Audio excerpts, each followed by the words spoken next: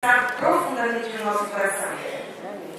Eu diria que já poderíamos encerrar, não é? Deus tem falado grandemente.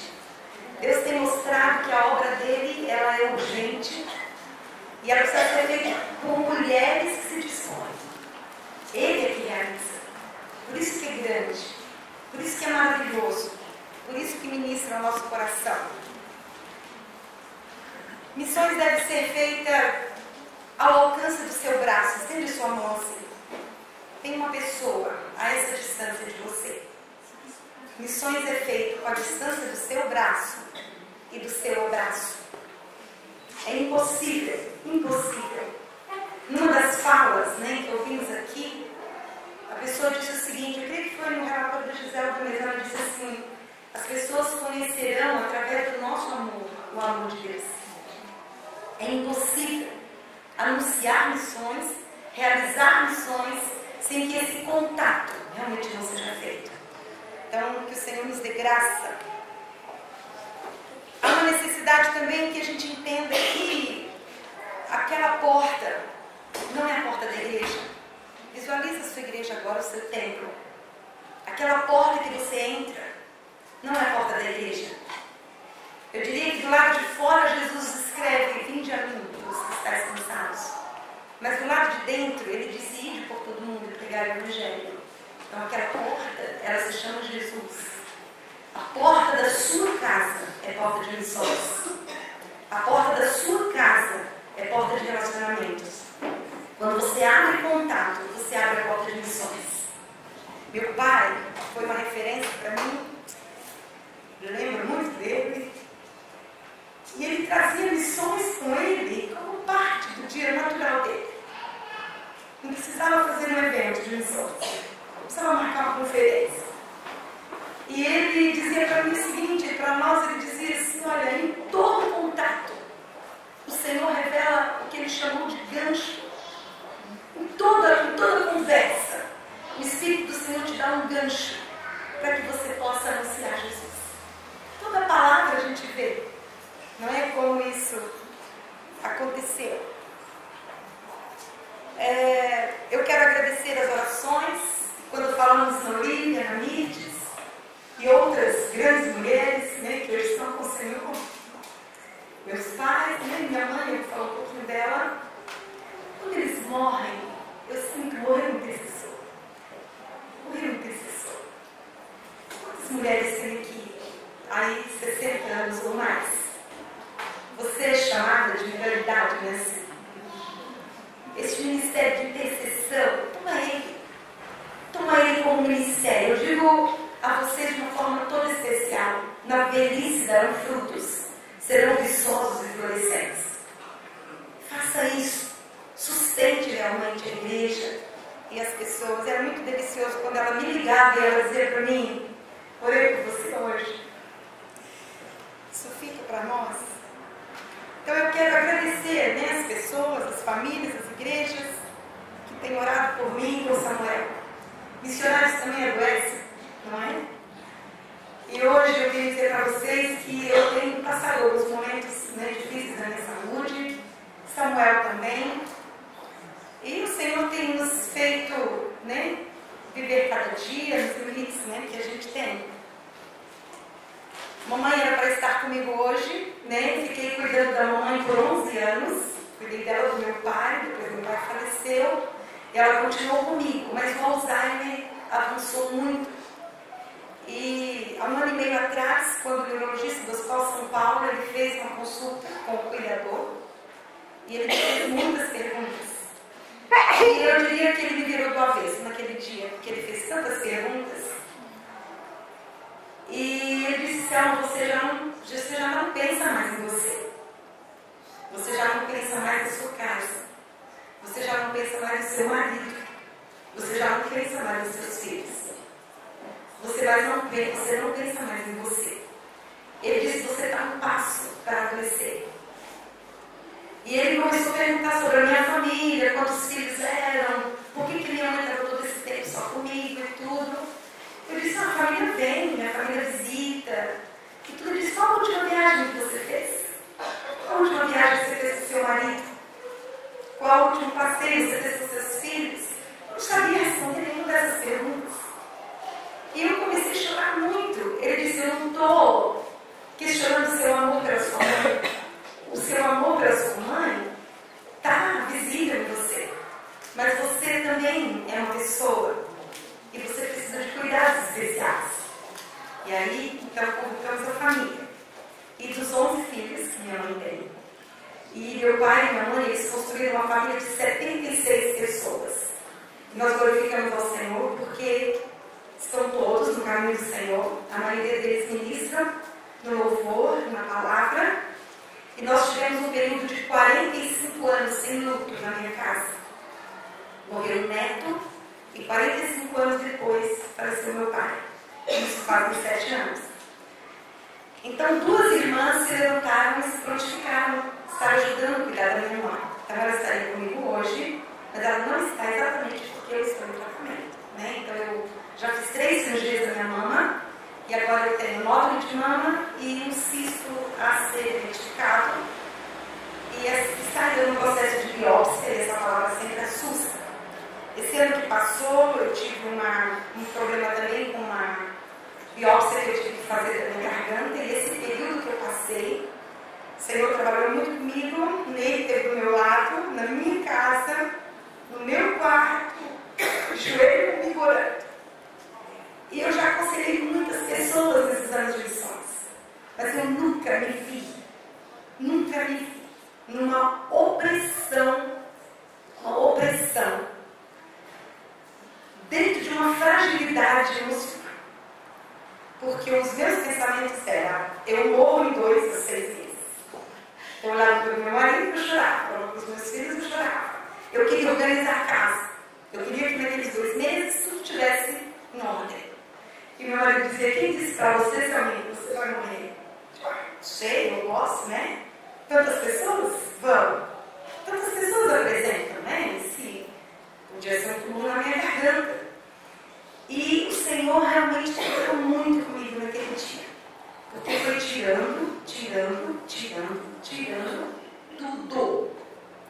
Parecia que o bálsamo de consolo, de conforto, todas aquelas palavras que eu já falava, perderam todo o sentido. Não era para mim. E eu precisei ouvir. E Deus usou nele, falar no meu coração. Deus usou irmãos da igreja para ministrar no meu coração. O Senhor disse, não é agora. Né? Não é agora. E Ele tem o tempo dele. Eu gostaria de dizer também que a minha casa, a nossa casa, ela é uma casa de apoio. Ela é uma casa que marca, né, o contato. Então nós recebemos na nossa casa muitos missionários que estão de passagem, né? O irmão Ezequias, o missionário que esteve conosco várias vezes, o irmão Gril. Esse mês estamos apoiando a Scarlett, que é de Rondônia, e está fazendo a PEC aqui em São Paulo. Tivemos a alegria de receber a Adriana em casa, né? Um dia bem gostoso. Então ela é uma casa, né, que as pessoas já ligam e dizem, estou chegando. Então a gente tem muita alegria de ter essa casa sim.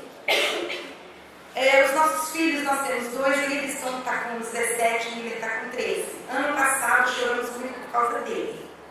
Libson ficou afastado 8 meses. Como choramos. Madrugada, na presença do Senhor, eu tenho certeza que o Senhor trazia ele. Era o Senhor. Que a gente ligava e ele não atendia no telefone. E quando ele chegava, ele falou, você não viu a ligação? Ele falou, eu vi, mamãe, mas eu não quis atender. Você não precisa me ligar. E foi muito difícil o dia que ele falou, mãe, não me chama mais para ir para a igreja. Eu falei, filho, você não pode pedir isso para mim. Eu vou te chamar.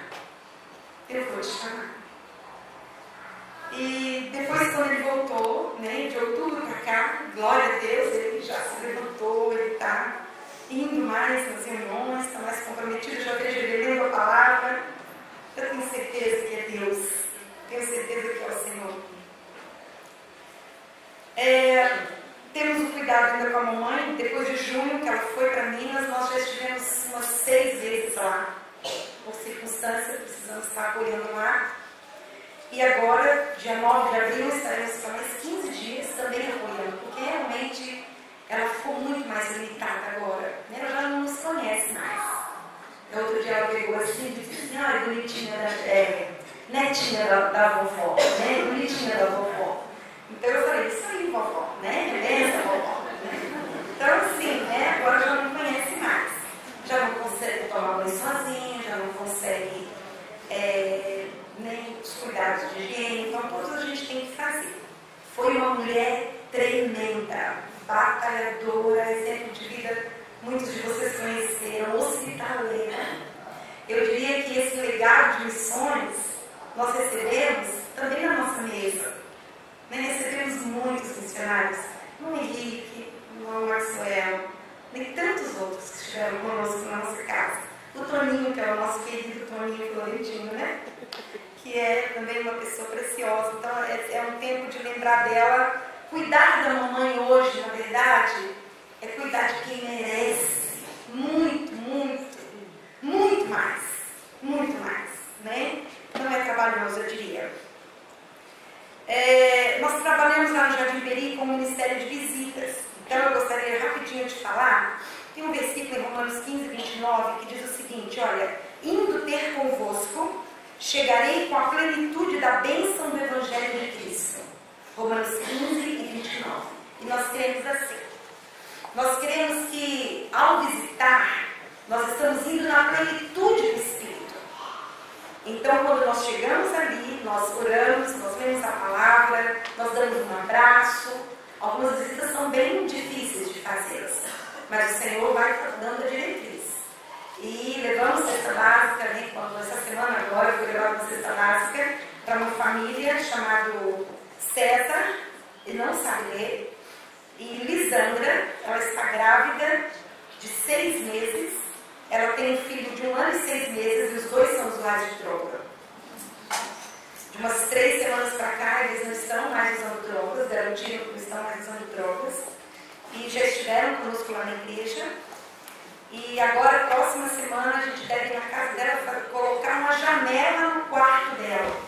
Ela não tem janela no quarto. Ela mora em 2 cômodos e não tem janela.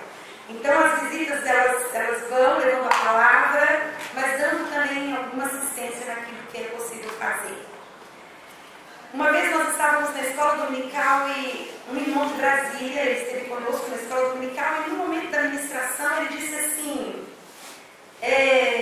ao invés de você fazer uma visita periódica aqui, outra ali, outra lá, agendando com um, com o outro, fica uma casa, trabalhe nessa casa um ano.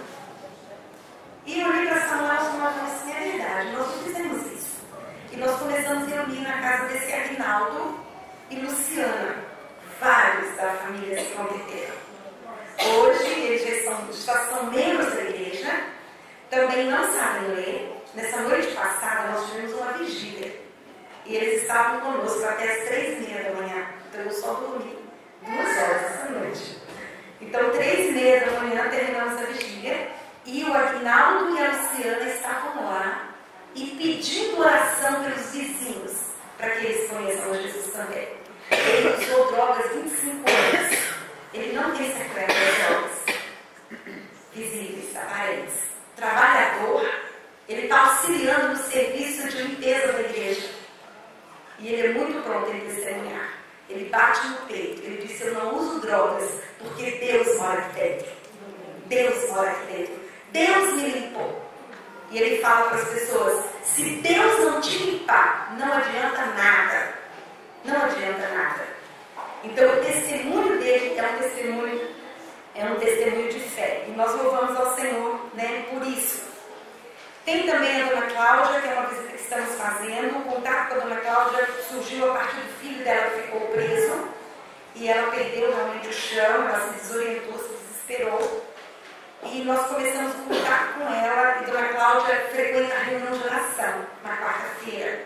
É a reunião frequente da Dona Cláudia. Ela vai alguns domingos, nós vamos à casa dela estudar a Bíblia com ela, mas ela frequenta mesmo a reunião de oração. E nós dividimos em grupos para orar. E quando estamos orando com a Dona Cláudia para orar, não sei se ela estava no dia que a Adriana estava lá, e ela ora bem baixinho. Ela disse assim, não sei, eu estou aprendendo. E ela ora assim, Senhor, obrigado por essa igreja, obrigado por esses amigos. O que seria da minha vida conhecido eles. Então nós voltamos ao Senhor, porque é um ministério de visitação, de um contato. Por isso que eu disse, ele está ao alcance do seu braço. Está aí. A gente precisa ver e então realizar a obra. Nós estamos orando também pelo Dedé, pela libertação do alcoolismo. Dedé é um homem maravilhoso, trabalhador. A gente sente muito de ligação por ele. Ele é cunhado da Neide. A irmã da Neide é uma mulher preciosa. Os filhos são preciosos. Olhem por ele. O nome dele é Moraes. Francisco Moraes. Né? Mas a gente conhece como Dedé. E nós clamamos pela libertação dele. Participamos na igreja do Ministério El Shaddai, que é o Ministério de Louvor, né, e Adoração. Um pouquinho puxado, porque saímos de casa às 5 da tarde e só voltamos às 10 da noite, quando termina o culto. Mas o Senhor tem nos abençoado. O Semear e Colher é realizado nas quintas-feiras e Samuel e eu fazemos parte direto desse ministério. Eu gostaria de pedir oração pela União Feminina. Nós não temos um departamento feminino forte na igreja de Jardim Peri. Nós estamos lá há 20 anos. Quando chegamos, esse trabalho não funcionava. Então se levantou esse trabalho. Nós tivemos no máximo 20 mulheres participando. Tivemos algumas perdas por doença, por morte. E nós temos hoje um grupo de 6, 7 mulheres que oram num departamento que funciona nas terças-feiras. Temos um ministério do chá para todas as mulheres da igreja. E aí nós alcançamos entre 40 e 60 mulheres. Então nós temos mulheres. Mas eu não posso dar um relatório atuante de mulheres na igreja de Jardim Peri. E o meu tempo acabou, que eu disse que era para vir aqui quando o meu tempo acabasse. Só quero dar um testemunho que a igreja de Jardim Peri é uma igreja maravilhosa. Em 2013 tivemos 12 batismos, em 2014 tivemos 6 batismos, agora em 2015 já temos 3 candidatos. Estamos em oração porque tem alguns conflitos, né, para serem resolvidos. É uma igreja que a cada ano nasce 3 ou 4 bebês. Então é uma igreja que também tem esse crescimento biológico. A gente louva o Senhor por isso. Nós estamos para começar um ministério com usuários, né, de drogas, dependentes, que estão ali bem perto da nossa igreja, que as cracolândias se espalharam. Então, bem na porta da igreja, nós já entregamos macarrão com carne moída, já entregamos pão, já reunimos 40 pessoas, entre mulheres grávidas, usuárias de crack, velhos, uma senhora de 65 anos, que era esposa de um traficante que morreu, e hoje ela também fica na rua. Então, entre mendigos, entre usuários de drogas, entre bebida, e entre aqueles que só ficam na rua mesmo, não tem para onde ir. Então, essa é a realidade de São Paulo, e não é diferente lá no Jardim Peri. E eu vou encerrar, porque acabou o meu tempo. Nós tivemos em Terrasópolis, né? Tivemos em Rui Velho, estaremos em Botucatu. E eu gostaria de dizer que, apesar de toda essa correria, nós estamos disponíveis para o ministério, aqui ou mesmo fora de São Paulo. Né? Então, o Senhor, Ele nos capacita, é Ele que nos chama, Ele que nos leva,